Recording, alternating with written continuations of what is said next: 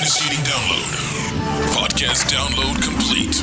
It's the Super Pow Her Podcast. Deya Direct, the fly and fab go-to girlfriend, is all about bringing you interviews with celebrities, information, and her super friends, and inspiration that take your life to the next level. Deya Direct gets real. She doesn't just interview, she goes in. Deya Direct makes a difference with Super Power. Hey, I'm Deya Direct, and welcome back to the Super Power Podcast. This is part 2 of The Beauty of Transparency with Pat Smith, where Pat continues our conversation about her own journey to self-love and how she's overcome divorce, self-doubt, self-esteem, and really found her purpose in her ministry. This is a great story that I not only want you to hear, but I want you to really get the lessons for it, because there's something in there for all of us to really help take our lives to the next level and to recognize that you're not alone. It's the Super Power Her Podcast. We'll have more right after this. Wellbeing Trust is working to eliminate stigma of mental illness and ease access to care. Share your mental health journey. You are not alone. And tag at wellbeing_trust. Hashtag be there and hashtag be heard. Real talking tools to reboot, realign, and reignite fire in your life. It's Super Power Her with Deya Direct. So now you're at the point of it's time for you to figure out what in the world just happened. What am I about to do? I have this baby. Mm-hmm. And it ain't as simple, easy, and pretty as people may think. And I'm out here. Yeah.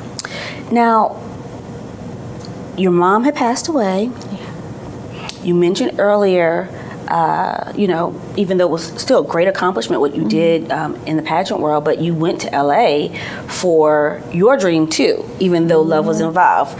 Oftentimes women, in the name of love though, we sacrifice our own dreams, and sometimes it comes back to bite you in the butt, and then you can become resentful because you haven't cultivated your skill and worked on that muscle. And so I'm just wondering about 2 things, even though I want to hear the rest of the journey. In the middle of all that, was there feeling of rejection or insecurity or frustration? Like, I know, like, even though you may have been mad at him, were you mad at yourself? I will be honest with you, I was more mad at myself than Martin. Really. Because I had compassion a little bit for him. So I understood the dynamics, but I was really mad at myself. That's why I tell people many times when we talk about forgiveness, it's not always just about other people. Yeah. We got to forgive ourselves first. Talk about it. To be released. That for me came through, actually my sister Pam, she was very encouraging during that season. She actually was pushing me to go to church. Like, you really need to go to church. Now, again, I grew up in church, but during my marriage, we did not attend church often. I maybe went a couple times by myself. And I can remember the week after the ordeal happened where I left the house and a girlfriend took me in and my daughter. I just wanted to go to church. And I ended up going to a church where the pastor called me out. Trust me, I know he didn't do it on purpose. I think he was just gone for the week. He must have missed all the tabloids and what was happening, but I don't think he had heard about my separation from Martin. And so he actually said, hey, we got Mrs. Martin Lawrence with us this Sunday, please stand. His heart was in the right place, but that was the worst timing. Because all I wanted was, at that point, I just wanted to get in a safe place. And my heart was drawn to God, even though, again, I hadn't. But I was drawn to being in His presence, and that moment it killed me, it hurt me, and I felt so embarrassed. I felt ashamed because I knew everybody knew. So everybody knew what that I had left and Martin had separated. I mean, back we didn't have social media, so I got to put people in the frame of mind that this is 1995, 96. 97, those years, there wasn't any social media. So everything for us was tabloids. So I would go in the grocery store in LA and it was nothing for me to see us on the cover of the tabloids. That's how really all my family in Virginia found out that I was going through something, was because the tabloids had captured moments with Martin and I, and it was on the front page. So, in the gossip mill, you know, it was getting around on radio stations. People were talking about it in the morning, on the morning shows and so forth. But that was the extent of it. But I wanted a safe place. I was drawn to God. My sister, after that, really begged me to try this other church. It was Bishop Noel Jones, Greater Bethany at the time. It's now City of Refuge. And I was like, oh, she was like, but it's Grace Jones's brother. And I'm like, okay, like. That's not helping. Ain't helping me none. I'm like, okay, so, and she's like, no, girl, I'm telling you, he is amazing. And, you know, she's just pumping him up. So I finally, me and my daughter went to church with her one Sunday, and I sat in the back. Like, okay, Pam. So she came to LA. My sister moved to LA. Yeah, when I was going through it, she decided to come out there a couple times to visit, to check on me, and then she ended up sliding her way into LA too. And she always loved LA, but she ended up moving to LA. So she convinced me to go, and I'll always give her the credit, and I'll always be grateful to her for pushing me. So I tell people all the time, if somebody's not quite there, don't give up on them. Just keep planting the seeds. Keep planting the seeds. So Pam kept planting the seeds, and before I knew it, I was there at church, but in the back. And every week, I found myself moving up. Then, girl, you know when you start going to Bible study on Wednesday nights. Oh, child, you in. You in. Like, I was hungry, thirsty, feed me some more. I'm just just give it to me. And so Wednesday, I'm at Bible studies. I'm at church Sunday mornings and some night services. Back then, they were doing night services and Wednesday Bible studies. Yeah. I actually got saved at a Wednesday night Bible study. I love where it. I just felt the Lord truly calling my heart and told me to come forth and give my life to Him. And it was, to me, the ultimate second chance in life. You know, when what you write about in your book. Yes. Absolutely. I believe that God gives us so many. We use second chance, but it's a trillion chances, right? But that was one of the most divine second chance moments of my life. It changed my life, right? So I gave my life to the Lord, and I will tell you, I've never been the same. I believe that was a part of my true forgiveness for me, because once I realized the relationship and I started learning the Word, I realized how much God really loves us. How He's not a God of condemnation or judgment, but He's a God of grace. So as you start learning these things that I had never learned before, I realized, oh, I'm not so bad. I'm not so stupid. I didn't, even in my stupidity and some of my decisions, He still loves me. He still got me. He can still use me, right? I can still go after my dreams. All this I didn't realize it, but this was filling me, filling my soul. So before I knew it, girl, I was out doing auditions again. A friend of mine, Keith, I'll never forget him, Keith Amos. He's an actor who's passed away now. I had a Super Bowl party at my house and never watched Super Bowl, but I always had parties. Had a party. Yeah, so that's what it's about. It's all about, right? And it's so funny because my husband was playing in it and I didn't realize it back then. Wow. But anyway, but Keith came up to me, it was a Super Bowl Sunday, and he said, have you thought about acting? And I was like, again, that little girl dream that I was too scared to say. I said, I kind of had a little. He goes, you should do it. You'd be so good. And I'm like, really? You're like, really? Right, you tell me more. So? Keep going. Really, tell me more. Really, keep going. I'm like, well, no, I thought I was going to be a TV host. I don't want to host Entertainment Tonight. I want my own show like Oprah. He said, there's something there I think you're missing. So he told me about an acting coach. I tried the class, girl. When I tell you, I was all in. I love it. And that's what led me to Bill Duke's boot camp, which led me to working with Taraji back then, both single moms trying to make it happen. But anyway, that journey, I first got saved. That was pivotal. Then after that, I found that there was still opportunity, that I wasn't so bad. I wasn't so the scum of the earth, so shamed that I could not pursue and have confidence in new dreams. And so I started auditioning, and then boom, I have an acting coach that says, you know what, if we do this, this, and this, you keep working, I really believe you can book something. And within 6 months, I booked the Wayans Brothers. Yes. Yeah. And so things just started happening. Then I was up for soap. I was up for all my children. I got down to like the top. I went to New York. I mean, things were starting to roll for me. And then through that, I believe, builds confidence. I think with faith and with insecurities, and when you have been truly suppressed and hurt and disappointed, and you've had setbacks, and you've lost loved ones, and you've lost a marriage, and all these things that, you know, can really push you down. I don't care who you are. If you don't have and know God's value for you, like his value that he's instilled in you, and his love for you, and his worth, you don't truly believe you can really do anything. I want to move around a little bit because I want to talk about kind of some of the stuff that you're doing now. But so if you could capsulate your testimony, what would you say your testimony is, Pat? Oh wow, girl, we got how long? We got about. If you had to just say, how long is this tape, Ready? If you had to just say it in a sentence, my what's your testimony? My testimony is that God can take, and this really comes. First of all, I got to give First Lady Sarita Jakes this, because she told me this, and it's really stuck with me over the years as my kind of my mantra. But that God can take your misery and turn it into ministry. Yeah. So in all those moments that were very miserable for me, very painful for me, I've noticed that God has taken each one and he's turned it around for my purpose and in ministry for me. I never would have ever, if you'd asked me 20 years ago, do I want to be a minister?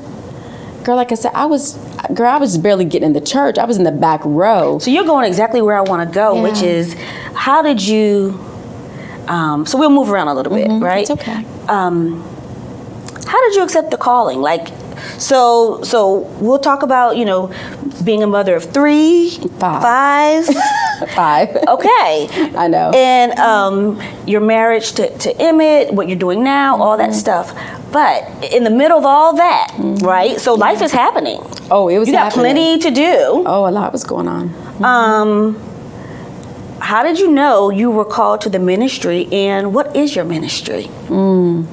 So I got to take you back just a second. Okay. There's no order. Listen, so we can be all over the place, like real girlfriends. We're having girlfriend talk. Okay, we're having girlfriend all over the place, but we'll get there. Okay, we're gonna get there, and you keep me there. I got you. We there. So the night I left, I told you a girlfriend took me in. Yeah. Her name was Cherie Smith. Love her. She's now Cherie Fletcher. Cherie was married to Will Smith. We met during the Bad Boys filming of the first Bad Boys. She was the first woman in LA that I met that became my first real girlfriend out there. All my girlfriends were back east. But she was she divorced at that point? No, they were. When I met her, she and Will were still married. Trey was a little baby, and we were in Miami filming. Like I think. But when she took you in, they had just gone through divorce. Got it. So that kind of, I'm sure you had something in common at least. Well, you already did, but right. We had a connection. That for me was safe, because I think girlfriends, real girlfriends, it's safe. And over the time that we were just friends, married, I could tell, like she was somebody I could trust. It took time, but I could trust her. So that night when I went through what I went through, she was the first person I thought to call. Yeah. And I called her and I said, listen, I am Jasmine. I mean, now mind you, this was not planned. I mean, we had been struggling, but I didn't think about divorce. I just thought we need to, even when I left in the moment, okay, we need to kind of separate to get this thing worked out, but we're going to get back together. Like, we'll work this out. So I just thought I need somewhere to go for the night that I didn't think was going to call the tabloids or my family back east. Right. So Cherie took me in. That night I called her. She was like, oh, you know, y'all come here. And when I got to the door, and she recalls it beautifully, but when I got to the door, she said, she took Jasmine and she said, you go to bed. And she said, I got you. And that was it.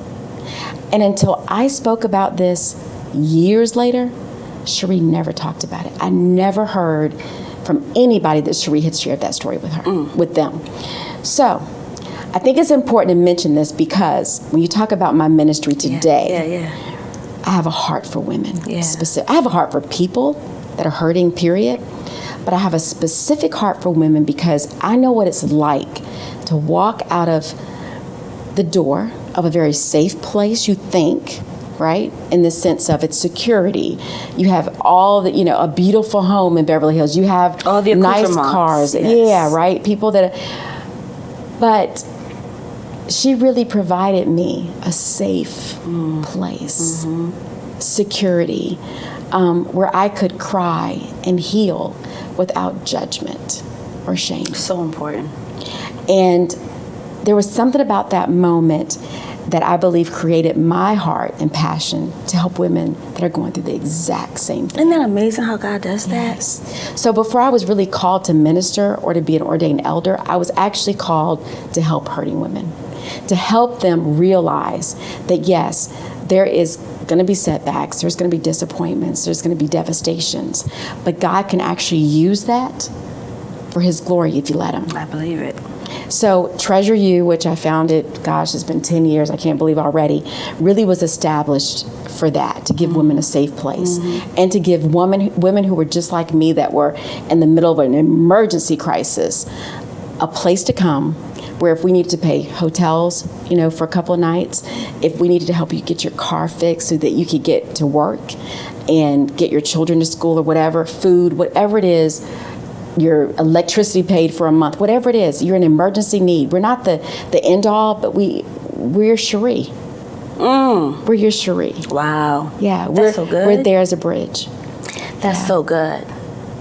I love that. And so I'm wondering though, because whenever you're on the other side looking in, you think, money, position, a level of celebrity, blah, blah, blah.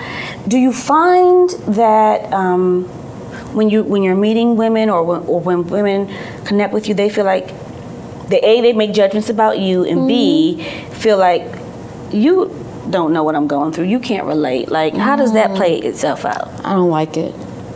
That's probably one of my pet peeves. When people prejudge me. I don't like that. Because it takes away my battle wounds. It takes away my journey, and it takes away the ability for me to help inspire you.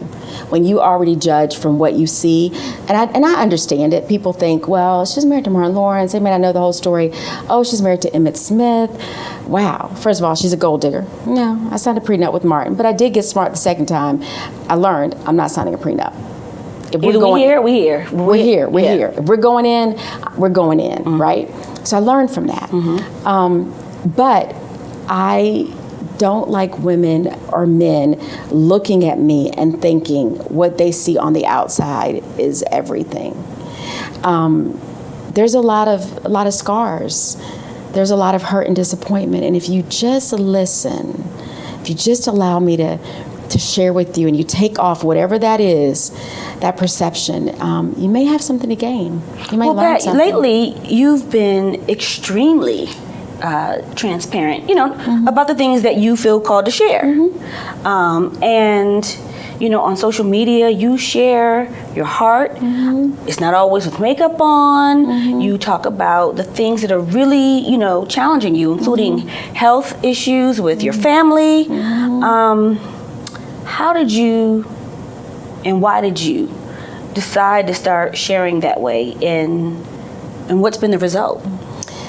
Okay, so I started by just getting these nudges in my heart. Like God would just say, like it could be weird, like I'm brushing my teeth, I'm in the shower, and He'll give me something to share. Or I could have just experienced something and He says, share it. So I would just share messages, especially during my dad, when my father was going through a lot of his health, crises over the years. I would just, can y'all pray for me? I need prayer. It really started that way. Was that easy for you to do? Easy. Really? It was easy. Because, pride, not wanting people to see you vulnerable, those are things that come up for people. And in the spirit of being a superwoman, a lot of people don't feel that they do have a safe place, or like they can show people that they're vulnerable. And today is just not a good day. Well, let me tell you, God has a way of breaking you. Talk about He has a way of cracking that mask off of you and breaking you down from that place. So for me, one was the Martin situation we went through that went straight to tabloids. I was trying to keep all that secret. Again, I left Virginia as Miss Virginia. You were playing by the rules. Honorable. Oh, yeah. I was like, oh, big time. Oh, big time. If people only knew some of the moments before a movie premiere, what just happened, or, having to come to the Martin set and what could have just happened. I had mastered faking it. I had mastered putting on a mask and putting on a smile when I was literally crumbling on the inside of myself. I know that. Yes, okay? I do know. And I mastered it. But what I realized is that it takes so much energy and effort to fake it, to pretend, than to just be yourself. But God had to break me of that first. So that was one. The next one was, really Emmett and I, we were dating. And here, I'm coming off a really bad, high-profile divorce.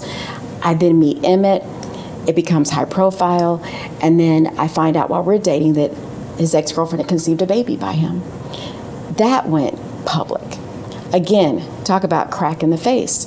Because it's like I felt like, okay, I went through this, but I rebounded, and I have this wonderful, perfect man. Well, nobody's perfect. Nobody's perfect. Won't God just show you that? Oh. And a heartbeat. Just before you, not that you are purposely making somebody your God, but just when you are about to give them all this credit, he will find a way to show you, oh, his breath stink too. Stink for bad. His boo-boo stinks. Yes. So, for real, I had him as this knight in shining armor. Yeah. I'd created this in my heart and mind. Yeah. Because it was like, he's rescuing me. Yeah. I've been through so much, and oh my God, you just blessed me with this perfect, prince. Well, that was unfair to him too. Yeah. It was unfair because he's not perfect. I'm not perfect either. But I put him in this place. And of course, when he fell off that horse, it was hard. It was devastating. It was embarrassing. It was humiliating because, even when you think about it as a woman, you wonder, I don't know if you've been through infidelity, but if you have. I have. Okay, so you get it. I don't know about you, but for me, it was like, what's wrong with me? Yep. What did I do wrong? Was I not enough? And even though I couldn't express it then, that's what I was thinking. Right. You may have been pissed, but you were hurt. I was broke. Oh my God. You were, and that's why I wanted to ask you about through all of that. There's a theme of failure, supposed. We think it's failure at the time, or rejection. My second book is called "Failure is Fuel." Because you use it. That. You That's use perfect. it. You use it, right? Yes. And if you learn how to use it, it's not a failure, right? If you learn something from it, if it teaches you something about yourself, if it gives you even just to know that you are more tenacious than you ever imagined, things that we would say younger, like I will never, and then you do you'll never, and then you do you'll never a couple of times. You're like, well, I never knew that I would do that. Okay? I would never say never again. I would never say never. Say never. Okay, you learn something, right? And so kind of like even what you're saying in terms of your ministry, everybody wants the testimony, but nobody wants the test. But that's what it looks like, and that's what it costs. But let me tell you why, though. And this is why I am today. This day, I'm a minister and ordained elder, but I don't wear that. I am who I am. I was called to something, but I don't wear it, right? That's good. Because I looked at all of these bishops. I mean, I'm under Bishop T.D. Jakes. I mean, it doesn't get much greater than that, right? Bishop, he is super special. So for me, it's like I looked at all of these amazing pastors and leaders, and I thought, there's no way I can be that. Yeah, come on. I'm divorced. I've made some terrible decisions, bad mistakes. I failed a lot. I can't do that. Even when I would sit in the pulpit, not in the pulpit, but in the pews, looking at somebody in the pulpit, and I could feel it. I remember being at Woman They're Out Loosed in New Orleans, and I felt the pull. Paula White was ministering, and I felt this pull like when I used to feel watching Oprah years ago. And I thought, no. I could never do that. Yeah. I'm not good enough to do that, right? So for me, fast forward, now that I am a minister and I accepted my call, I realize I don't want to ever be something that people, they see as unachievable. Right. And the way you're called to ministry is not how Paula White is called to ministry. Like, God wants to use you. But what made you finally say yes? Because listen, I'm asking for me. Because do you feel like you've been called? Running, and I know I've known since I was 15. Oh, wow. But I didn't want to, again, it's kind of like what you just described. Yeah. And I just didn't want to be like some corny Christian. And I didn't want to follow all the rules. I never wanted to follow all the rules. And I didn't want to have to be somebody other than who I was. But to be honest with you, I'm just at a point where face cracked completely. And where am I going? What I had to realize to answer your question, what am I running from? Well, I'm here today to set you free. Please do. You are called just like God called you at 15 years old, because he already knew what he was going to be all about. He already knew what he was going to do in you and through you. And what you're doing now is ministry. So I just want to set you free. You are ministering. You are ministering in what you're doing. And God already knew that you were not going to live by any kind of man-made rules, right? But that if you have a heart for him and a relationship with him that's true and genuine, and you have a call and you know you've been called, that's all it takes. Ladies and gentlemen, welcome to the Pat Smith Show. Oh. But that's was what that prophetic? Was that prophetic? I received all of it.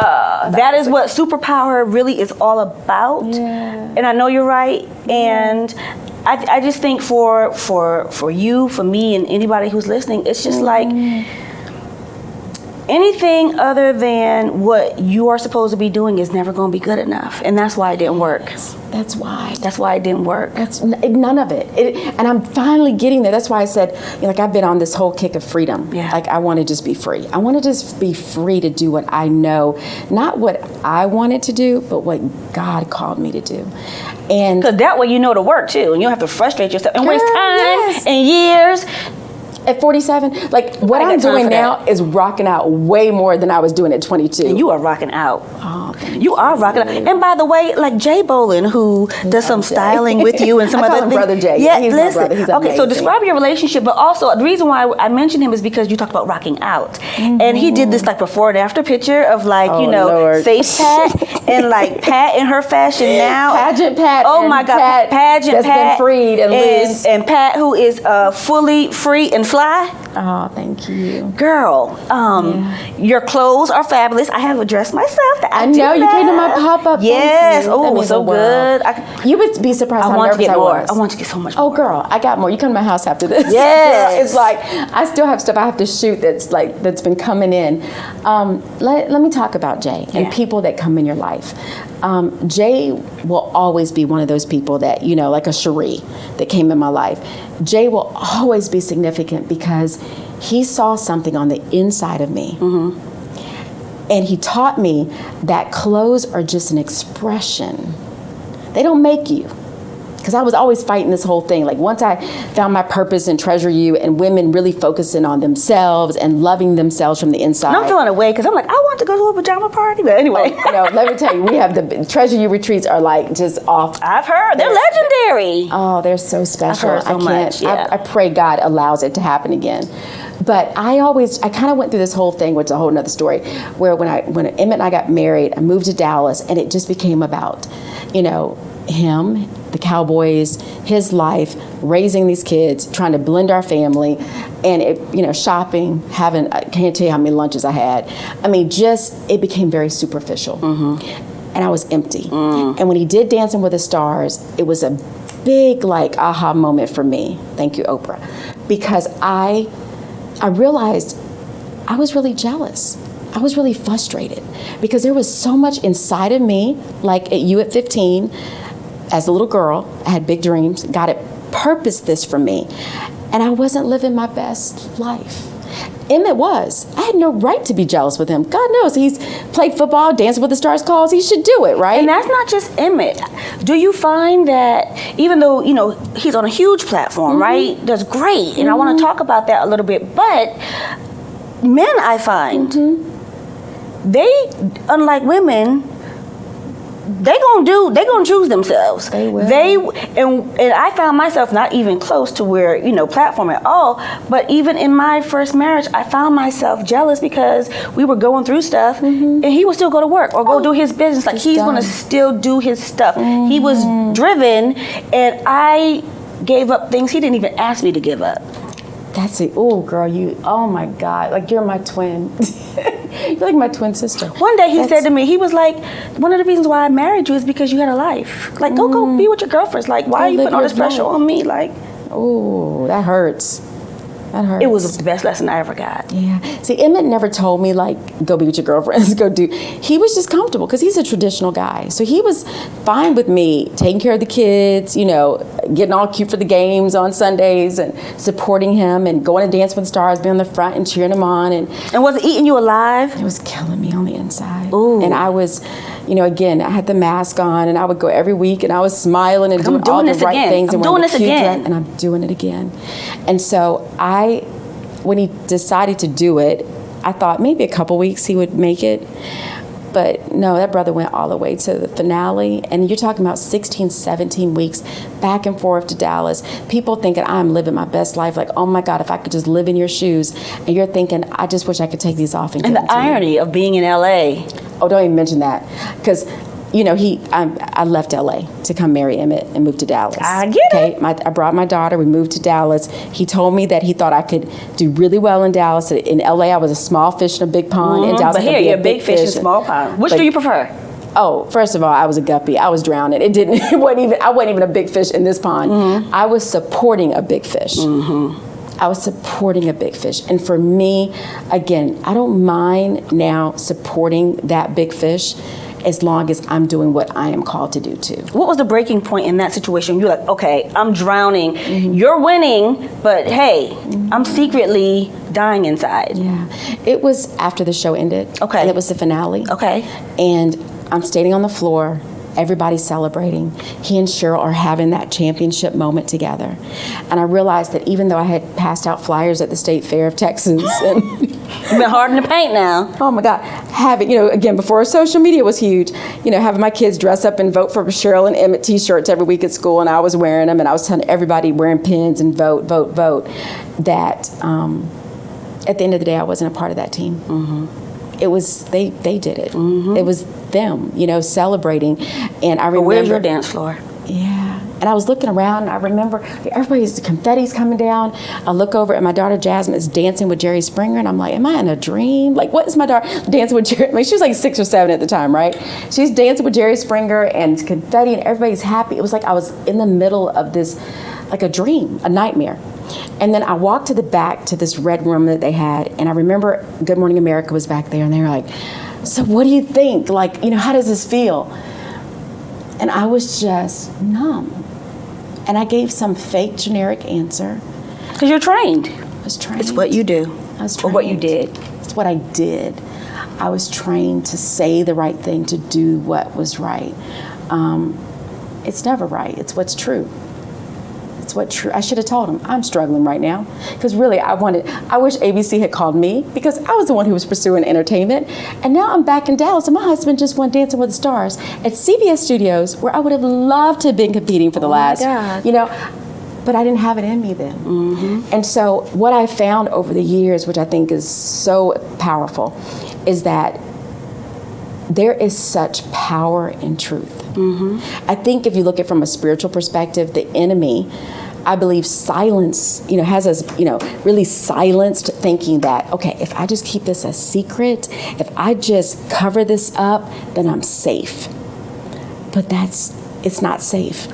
And so when we are pushed, like me, out to my truth, because he had to push me, because I was coming like, I was like, I'm gonna keep this facade up. But when he pushed me out of my truth, I realized it's really powerful to be What does that transparent. mean? It's powerful because you What does take that mean? over. What does it mean that he pushed you into your truth? Oh, meaning that I end up on a tabloid, my whole family in Virginia and the whole East Coast finds out my secret, that I'm really, I'm in LA and I'm married to a movie star and television star, but we're struggling, you know. That when Emmett and our ordeal happened with, who now is my bonus baby, I'm Mama Pat and she's my baby, okay? Hands down. I have 5 kids and she's one of them. Mm-hmm. But at the time, it was embarrassing for me, humiliating. And so obviously that hit the news. You know, I know everybody's probably laughing in my mind. I'm thinking, especially my ex-husband's going, you thought you had, you know, I mean, all that stuff the enemy puts in your mind when really he was hurting for me.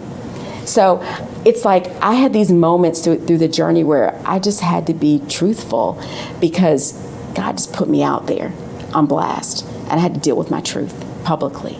Couldn't keep it a secret, and many more of these moments to come. So when the Dancing with the Stars situation happened, it was over, and you felt away. I was mad. I was jealous. When were you able to be honest with yourself that you were jealous, and then say it out loud? Counseling. Yeah. Afterwards, my mentor, I have an amazing spiritual mentor, Kathy Moffitt. Actually, she's Dr. Kathy Moffitt. She just got her doctorate. But she's been in my life for 19 years now. And I remember calling her the night after he won because he left. They flew to New York. Like, he and Cheryl and the rest of the finalists, they get on a plane and they fly them to New York. So I'm in the hotel room, you know, with the kids and family that's come in. And I went to my room to be alone, and I cried to Kathy. Literally probably 3 or 4 hours about it. And I realized then that I was hurting.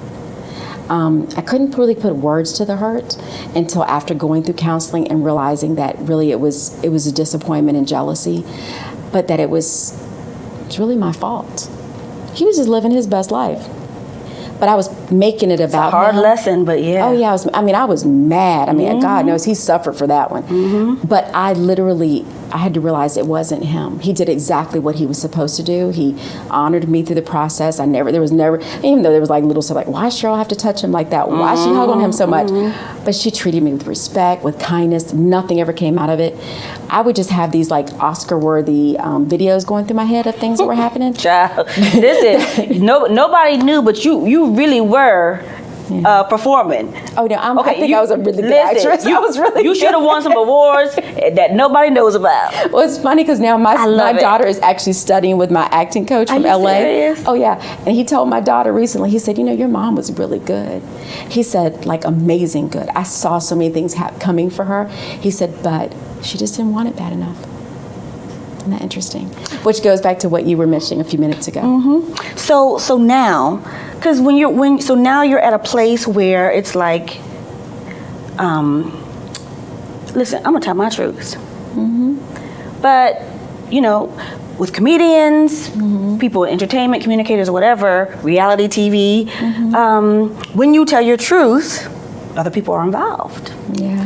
How did you finally get okay with being real and raw, even though I don't know how your husband felt about it, kids, whatever, like how does that all work? Okay, so Emmett just kind of had to come along with it, right? Because of course this was during our marriage, and the first time that I was asked to tell my testimony was during the Women of Faith tour.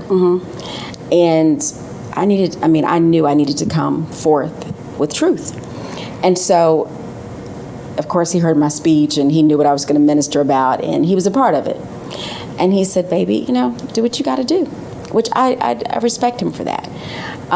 He's always very clear. I wasn't called to do that, but if that's what you need to do, it's cool.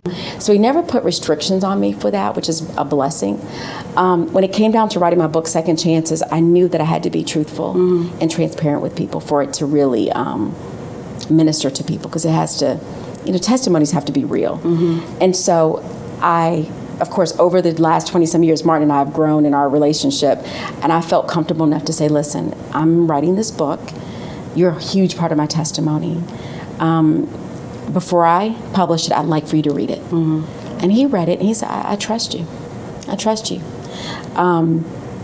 Emmett read his. You know, he had some questions about it, but I told him I have to tell my truth. And he said, okay, babe, do what you got to do.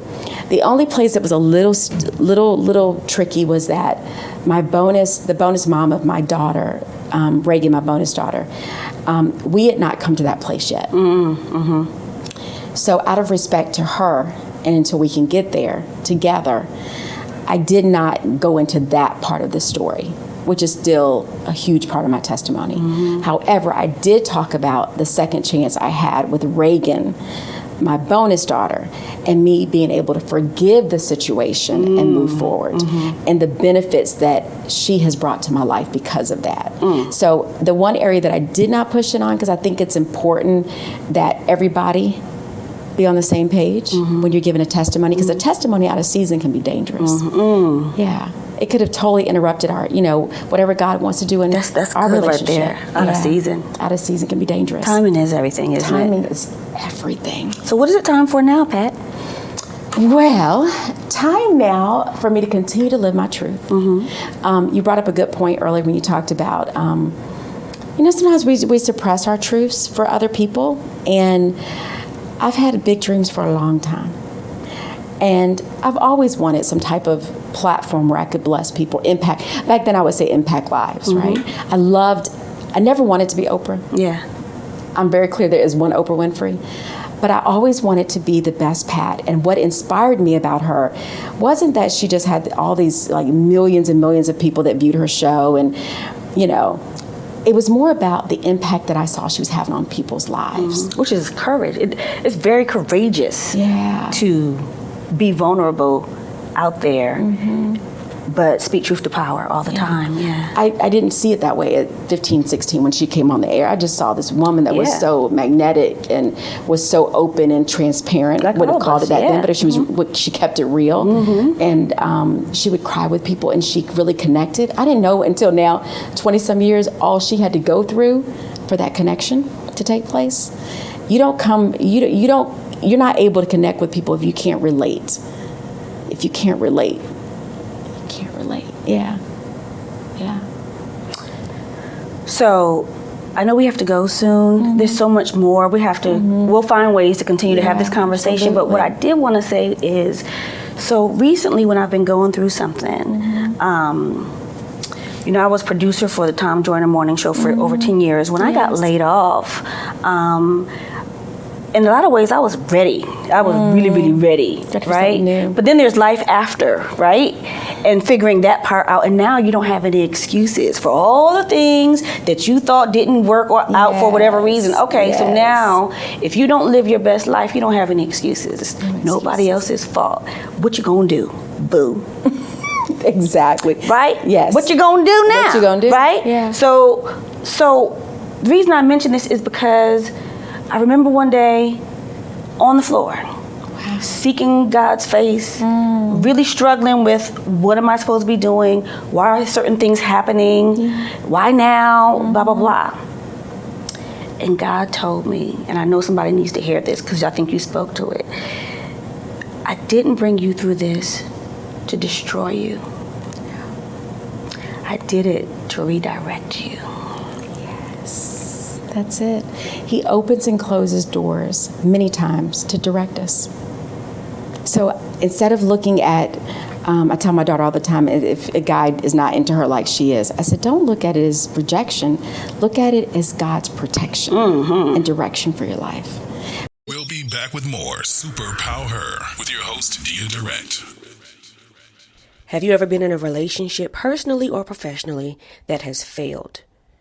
And it made you feel lost and discouraged? Well, what if I told you that you can literally leverage every single painful situation and make your pain pay you back? After all, it cost you something. Just like with a bank account, you want to get some interest off of everything that you've been through. All the tears, all the time, all the effort. Make it pay you back. Use it. Leverage it. Check out my Amazon #1 bestseller, Failure is Fuel, and experience how my testimony can fuel your life to the next level. We're back where Superfly women testify. It's the Super Power Her podcast with your host, Deya Direct. I gotta just go back for a quick second. May sound random, but go with me here. When you married Emmett after you and Martin divorced, were you ready to get married? And then secondly, what has marriage taught you about yourself? First is no. No? 18 years, having been married, no. You weren't ready to get married. When did you know that? About 17 years in. Like literally it's about a year and a half ago. We were in, because I believe in counseling. I believe in therapy. Thank you for saying that. Really, anybody, even forget about marriage, just personally. Yes. I'm big on that. If you need help, get help. There's nothing wrong with it. I've done it, in my whole adult life, right? So we were taught early on, don't wait till the car breaks down to go take it in for servicing. Keep your marriage serviced. Yes. So we have an amazing coach who works with us. Works with him, works with me, and works with us together. And we were in a session, and I was frustrated. I was in one of those seasons of frustrations again. Now, by this time, of course, I've written a book. I've done Treasure You. I've started my own nonprofit. I've co-founded a charity with my husband.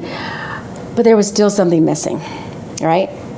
And what I realized, we did this show, Mrs. and Mr. Smith, for OWN. And during that filming, first we were like, why are we doing this? Why are we doing this? But I realize now it was because I needed to fully express this frustration. And it just happened to be on this documentary special. Oh, God. Yeah. Where so many people think, you're married to Emmett Smith. Your life should be perfect. Emmett Smith is married to you. I know, right? That's what I'm just saying. But most people say, unfortunately, I'm not going to say all, but there are people that think, oh my God, you're married to Emmett Smith. Especially think about a single mom at home with 5 kids, and she's struggling to make it work. Her husband's not involved. He's not paying bills. She's not getting any kind of love and support. For me to complain is like, oh, you need to sit down somewhere, right? However, It's a different reality. it is. I have to speak my truth, and it's all relative. For me, I know God put something in me that I need to do. Yeah. And what I found was that after so many years, I had put not only my marriage with Martin, I put my career on hold during that situation, had to rebuild again. Then I left it and moved to Dallas to marry Emmett. Had to put it on hold again because, you got multiple kids, blending families, all these just new responsibilities, trying to get it all. But like you said with men, they don't stop. They keep rolling. No matter if the kid is sick at home, so who's going to be there? I would take it. But I learned about 15 years or so into marriage that, you know what? I didn't have these kids by myself. Yeah, come on home. I didn't. I really didn't have these kids. And I believe more in a partnership. A lot of people who are very traditional see it differently, and that's okay. But for me and the way I'm designed, I'm not designed to be a stay-at-home mother who has dinner ready at 4, that does carpool. I love doing those things, but that's not my everyday dream life for me. I admire women who are called to that. That's amazing. Pat just was not called to it. And I had to come to that realization because sometimes I just wasn't happy and I felt like I was getting the short end of the stick. So as my career started developing more and, authoring a book, going on book tour, I found myself not only doing that, but also doing carpool, making sure dinner was straight, making sure all family members were on point on both sides of the family, just taking on way too much. And I said, you know what? My truth is, I don't want to do this anymore. Why can't we split the days and maybe a few days out of the week, you decide what dinner is going to be, whether you pick it up or you cook it. Why can't you do part carpool days and I do part carpool days? Why can't when I travel, you stay home and take care of the kids, and then when you're traveling, I stay home? Why can't we do this? We have the ability to create whatever we want for our marriage. And that was a little hard. I bet it for my was. husband, because he had been, first of all, he had a very traditional perception of marriage, and then I had allowed it to go for so many years. He was spoiled. Even though I told him, he knew career was important to me. He knew that I was pursuing my career when he met me. But I let it go. I let it, over the years, you just start making decisions that's better for everybody else, and you forget yourself. So I had to stand up and say, look, we've got to make some adjustments. And the show actually depicted some of those conversations we had to have, real life conversations in real time. So fast forward. That had to be hard. Oh, very hard. Because I came off as a really mean, I think, person or picky in some hurt. way. I was hurting. Yeah, I was hurting. Which is I was screaming. For help. I was screaming for help. And he was baffled. He was so confused. Like, what am I? I mean, I pay the bills. You know, what's the problem? I love that you pay the bills, and I respect you for that, and I honor you for that. But you know what? I want to pay some bills too. You know what? I think at the end of the day, we all just want to be proud of ourselves. Because nobody's going to answer if you don't do everything that you're called to do, or at least give it your best effort. Yes. You won't really have anybody else to blame, especially if you didn't go all in. So I am so grateful for where you are now, because it helps us to treasure you. Oh, I love that.